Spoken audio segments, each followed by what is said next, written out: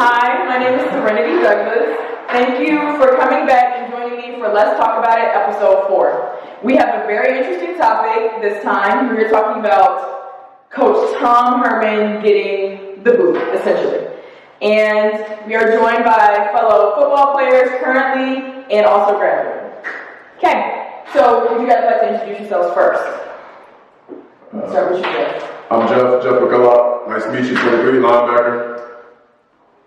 Daniel Young, senior running back, number 32. Nice to meet y'all. Curtin Johnson, University of Texas graduate, and living life with my people right here. I'm JP Peters, number 71, played offensive line, current Texas graduate, living life right now. John Bird, like you guys, football team, number 1, wide receiver, Texas graduate, 2 times. Okay.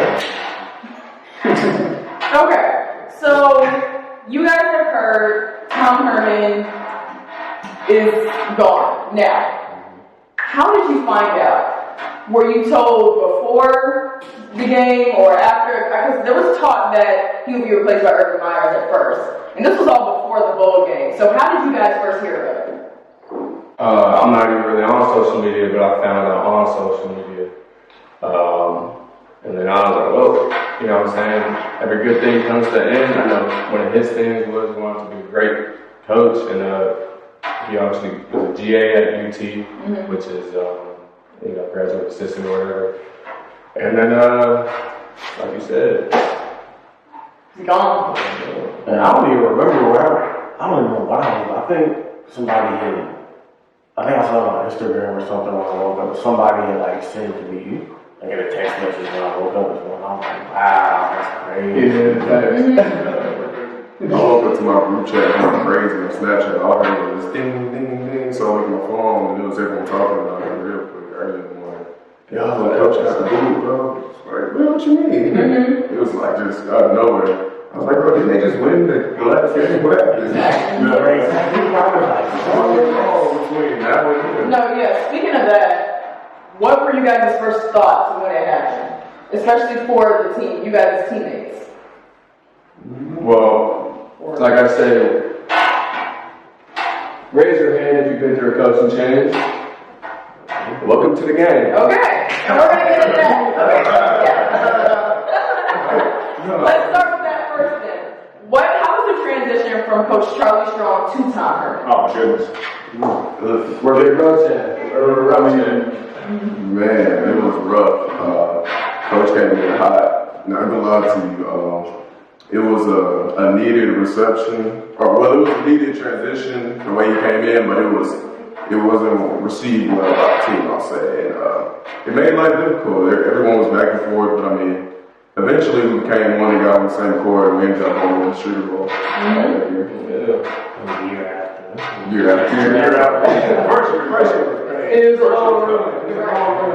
It was definitely a long road from Coach Strong to the Sugar Bowl and everything after that.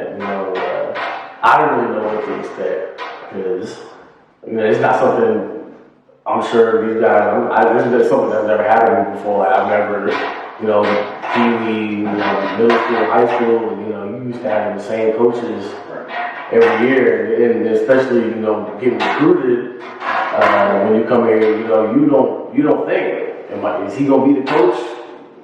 All 4 years. Like you don't really go in thinking that. So like when it actually happens, you kind of have to take a step back and be like, yo, like what is going on right now? You gotta figure out how to navigate, and everybody else trying to do the same thing. You got 110, 120 dudes that's all trying to figure out what's going on, and I'm sure you know what happened with us with Coach Bailey. We had to find a way to come together and make the best of the situation. Yeah. And Jeff, you mentioned how the first year was a little bit rocky.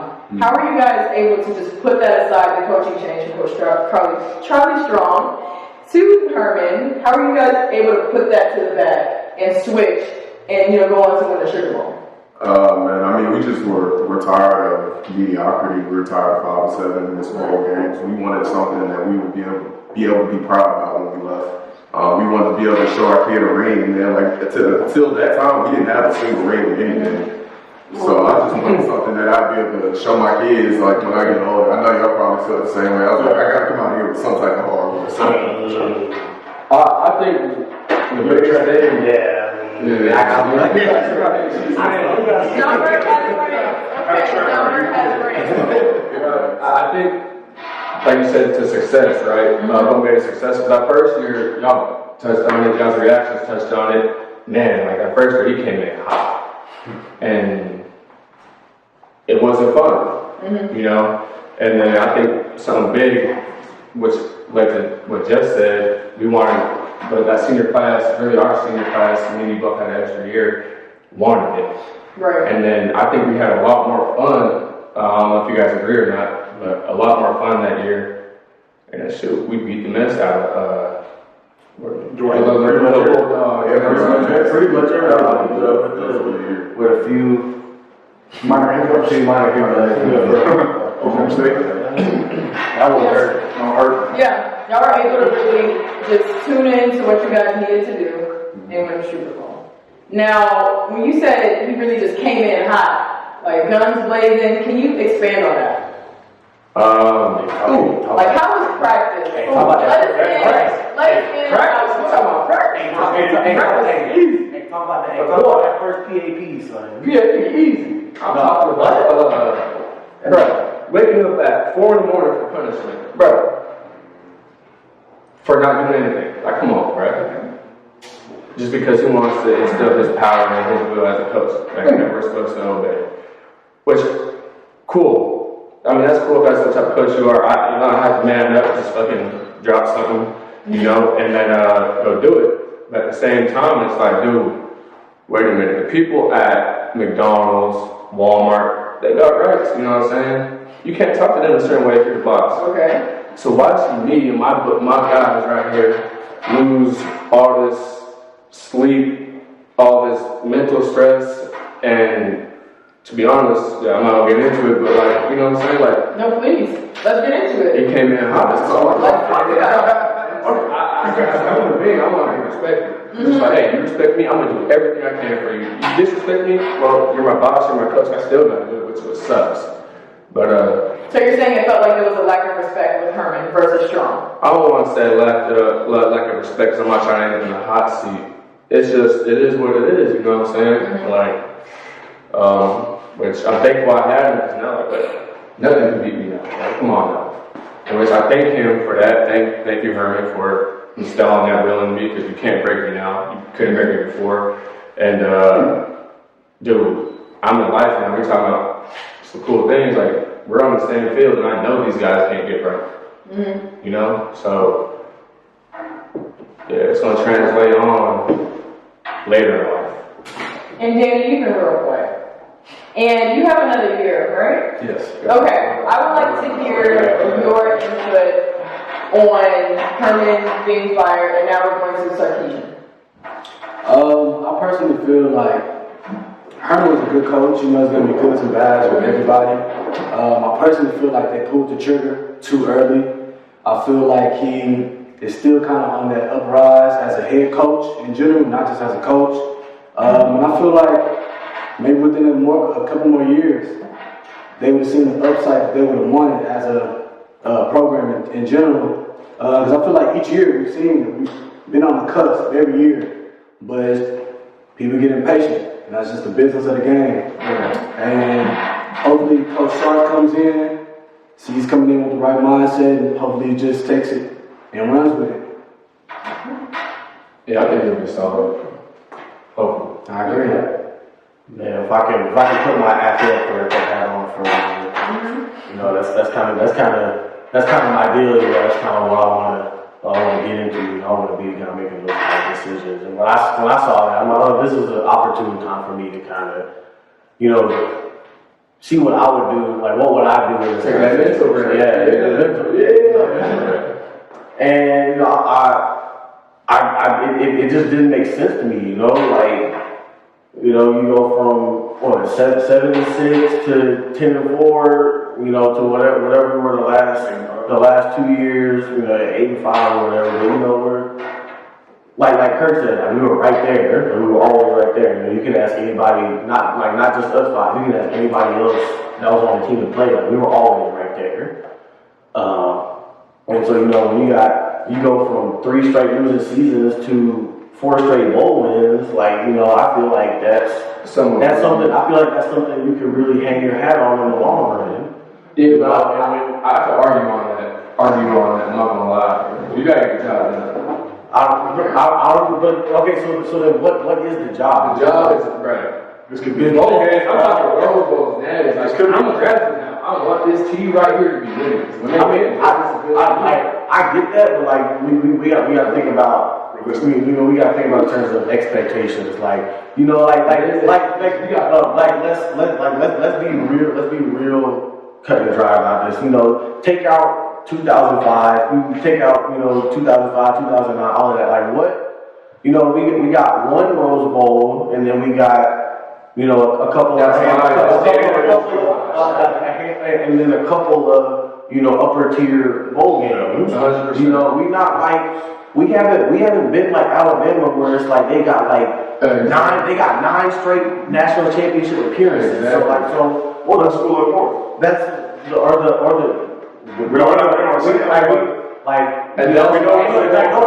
wants to say, like, nobody really wants to say it. It's real. That's why I say yes. If you don't get it done.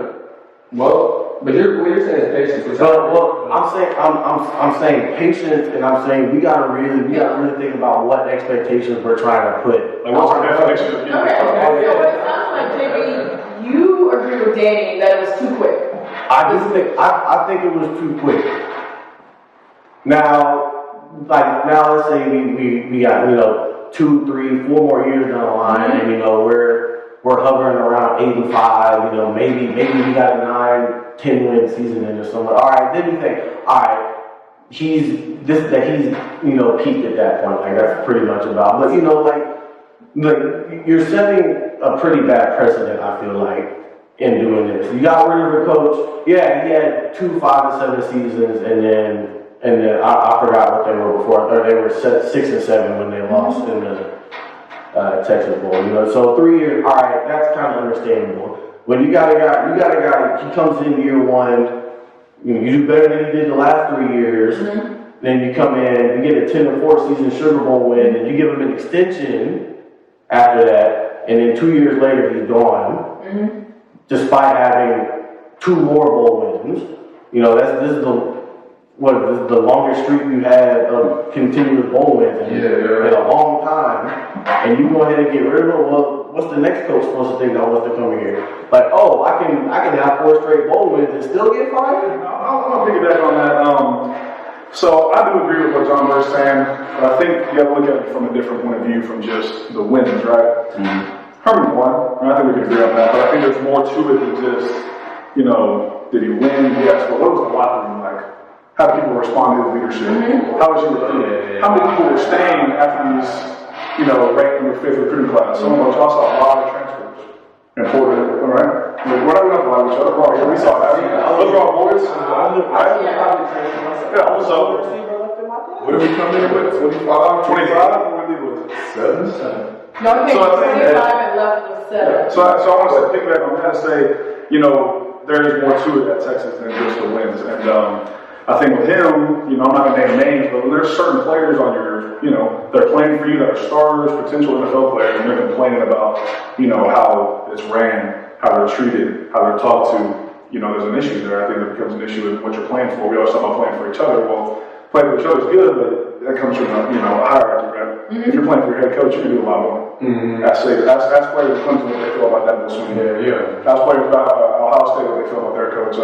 Forgot his name. When Urban Meyer was there, about Nick Saban, guys like that, right? Those championship programs, they're playing for the coach too. Mm-hmm. They know that coach isn't going anywhere because they had that backing, right?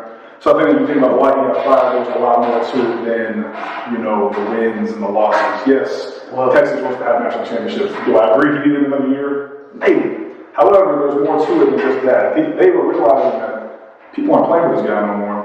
We need to get it. Well, We need to get a fresh face. think about it though. Like, think about, like, yeah, like there's, you know, y'all lost a bunch of people in your class, but like, he didn't bring y'all in. Like, you know, he hasn't had a team that he didn't have. I mean, so both they never really had a team that was all theirs. You know, like they never had like Herman. He was there. You know, next year would have been his first team with like just straight. This past year, we were in the 4th year. Yeah, The guys that came in are playing as seniors. Sam Cosby was a redshirt junior. He's a senior in the classroom. They're all seniors. So how much time do you need? But they've been playing there for 4 years. Well, no. What I'm saying is like we never really got an opportunity to see what, in my opinion, we never really got to see what Coach Herman could really do as a coach with his team. But he made a big impact. Like you guys said, he made a big impact with players that weren't 50% of the team from Coach Strong's class. that weren't. The best one game he won was because Coach Strong's class. But you know, and Can we talk about how much we love McKnight? Did y'all know that? McKnight, I respect. I had a lot of respect. I like McKnight, bro. I had a lot of respect. Yeah, respect. Like, I didn't always like that. Right. But you knew what, when you walked in that weight room, like you knew what was going to happen. Did we not know? It was like, all right, I'm looking at some of this. When you woke up on Wednesday morning, what did you know was going to happen? Big squat. You were going to squat. There was going to be a bar on your back. You were like squats. It was consistent. Consistent. You did not know. You knew day in and day out what it was going to be, what type of energy it was going to be, what type of workout, how he was coming at you, how hard you were going to work. He was going to be fair. If you were low, he was going to call you out. He's going to be fair and he's going to respect you. He was going to be fair. It's about respect. It's about respect. I never really truly got a chance to tell him, but like, I don't know if you'll even see this. If you're watching, then listen up. If not, then I'll be with you at some point. But you know, he was 110% genuine and truthful about how about how he was going Straight up, bro. Like I mean, the most like if anybody ever, he gonna keep it 100 with you, no matter what. Like he's saying he can come and be like, look, I'm gonna come in every day, like win, loss, draw. I'm gonna come in with the exact same intensity on Sunday after the game every single week. And he did that. You could lose by No, you're Bring some good energy. No, it is. There's a lot to dissect.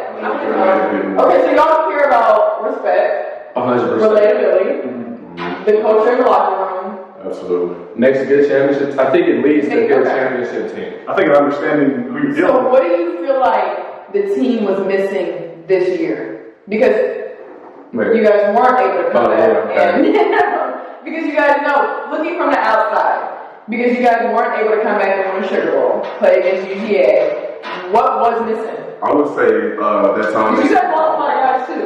Yeah, the time they spent at home. Your bond is made in summer when all it is workouts and chilling with your teammates. You got maybe one class, maybe one study hall. The rest of the day, you're in the dorms, chilling with your teammates, and that's when you really get to understand the energy of a person and how they navigate and move around you. So when you're on the field, if I'm able to feel like I've been kicking it with Malik all week or whoever my linebacker I'm playing with that week, and I'm like, oh, I can feel Malik. Like I know he's going this way, he's going to cut off that guy, so I'm able to sit here and make a backdoor play. It just makes the field work a lot faster. So it's the bond that you guys Like I said, due to COVID. it was like I said. Well, That's it was like I said. You know, you with in between, Coach Bailey and nothing against Coach Bailey as a coach. Coach Bailey was a pretty good coach. She was able to turn me into 3 straight national trips. But just as a leader of an entire team. And you, me, and anybody else that was there during that time would say the same thing. We kind of had to figure everything out, ourselves together. And remember when Flo came in, he said, "This is the tightest team that I've ever coached ever." And we were like, "Yeah, well, we kind of had to, make it together." right. And I feel like that's kind of how it was with in between Coach Strong and Coach Herman. There were a lot of guys that knew that it was going to be a tough road to get Texas back to where everybody wanted it to be. But, I feel like, at least in my personal opinion, I ended up wanting to come here because I felt that me and the other guys that I was coming here with were going to be the guys that were going to get Texas back. And and along with that, we wanted to help Charlie be able to be the one to do that. And me and Kurt, we were in the same class, so I feel like he can mirror my sentiment. We came here because we felt like, this is it. This is how and when Texas is gonna get back. And I kind of felt like I felt like I let them down a little bit. I feel like there was more that me and everybody could have done to, kind of help Charlie, do what it is that we wanted him to do. And I think that's why a lot of guys, after that Kansas game, I'm not alone in this. That Kansas loss, that was tough. That was because everybody knew. After that game that that was it. And like there was it really didn't matter. And we still had one game left. So it really didn't matter what we did that next game. Like that was, and we ended up losing that game. Pretty bad. TCU Pretty bad. So I had a field day. that was at that point. It was kind of it was hard, and we just had to pick up the pieces and try to figure it out. And then everything just said, Coach Herman came in real hot, and I felt I didn't really know what to think of it. Like I said, so I was kind of just going. I kind of tripped. Yeah. The way you're talking about it right now kind of shows why that offseason was so hard. Like we all had a connection strong.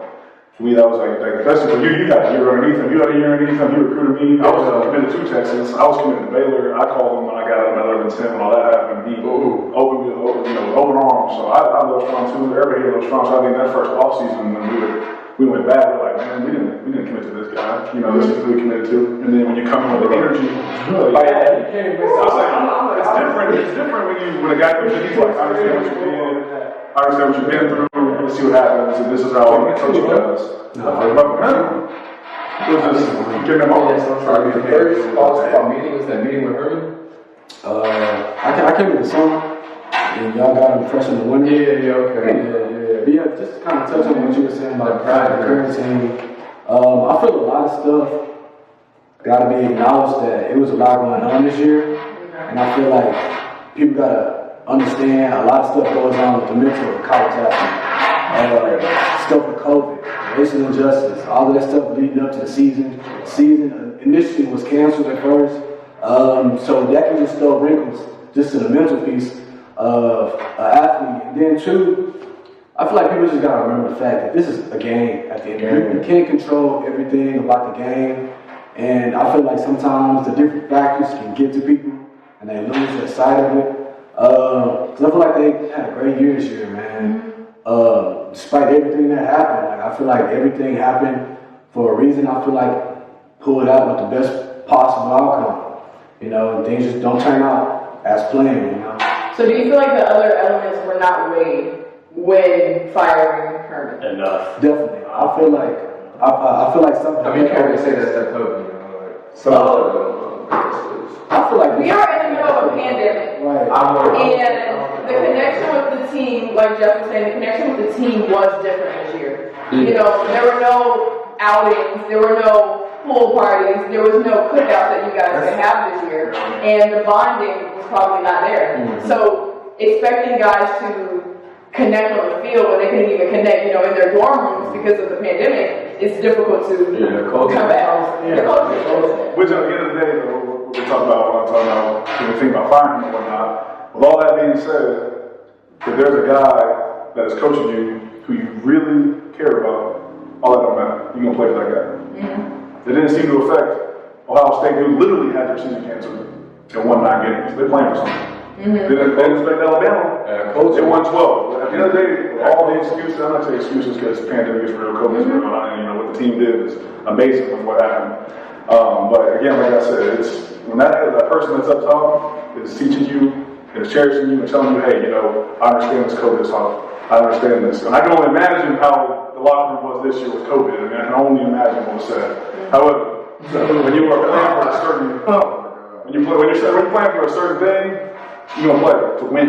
And it's gonna be like, yeah, COVID this, COVID that. At the end of the day, I care about my head coach. I want to see him ball.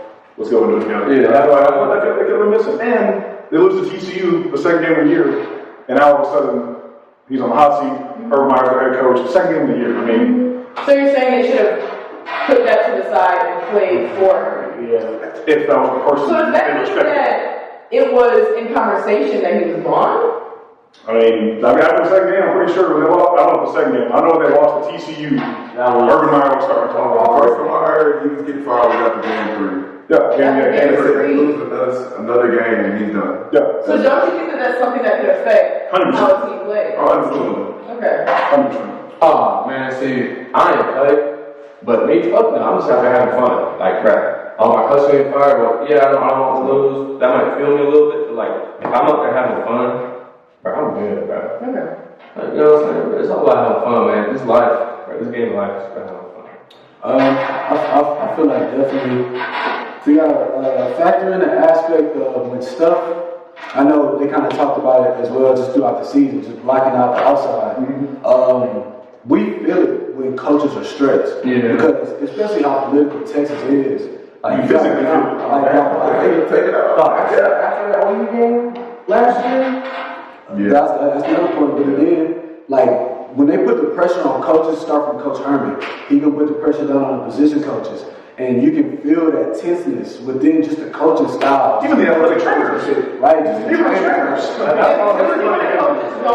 They wipe out I mean, everything. they're rapping. That's I'm kind of scared, like, And don't get me wrong, I'm not saying that like pressure from up top is going to just shake up a battle, but it's definitely something that's trickled down, you know. And I'm not saying that everything has to be on the athlete to just buckle up and toughen up, but there definitely has to be some more slack in the sense of the higher ups, like threatening to kick somebody out in first place. You know what I mean? Like, you just, nobody can function properly under such tense environment. I'm not saying that environment can be tense, I'm not talking about if you don't have some, like the players. like I said, I feel like the only person in the whole organization that was consistent day in and day out, like I said, was McKnight. 100.